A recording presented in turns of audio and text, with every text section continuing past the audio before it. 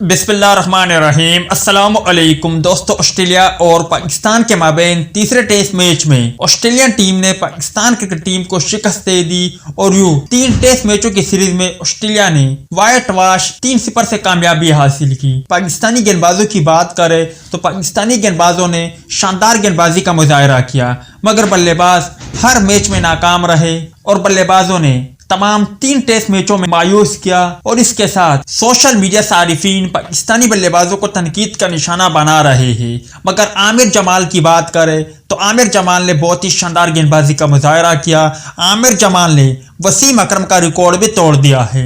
اگر آپ تفصیل جاننا چاہتے ہو تو اس ویڈیو کو آخر تک لازمی دیکھیں، اس ویڈیو کو لائک کریں، اور اگر آپ عامر جمال کے فین ہو یا عامر جمال کی بلے بازی اور گیند بازی آپ کو اچھی لگی ہے تو آپ اس ویڈیو کو لائک کر سکتے ہو۔ Pakistan cricket team Sydney test میں شکست کا بیٹی، لیکن عامر جمال منفرد اعزاز اپنے نام کرنے میں کامیاب ہو گئے ہیں۔ عامر جمال آسٹریلیا کے خلاف ایک ٹیسٹ میچ کی اننگز میں 50 سے زائد رنز اور 6 وکٹیں لینے والے پہلے پاکستانی کھلاڑی بن گئے ہیں۔ میچ کی پہلی اننگز میں عامر جمال نے 82 رن بنائے اور 6 وکٹیں حاصل کی۔ اس سے قبل وسیم اکرم نے 1990 میں آسٹریلیا کے خلاف 52 اور 123 رنز کی اننگز کھیلی تھی اور ایک اننگز میں 5 اور دوسری اننگز میں 1 وکٹ لی تھی۔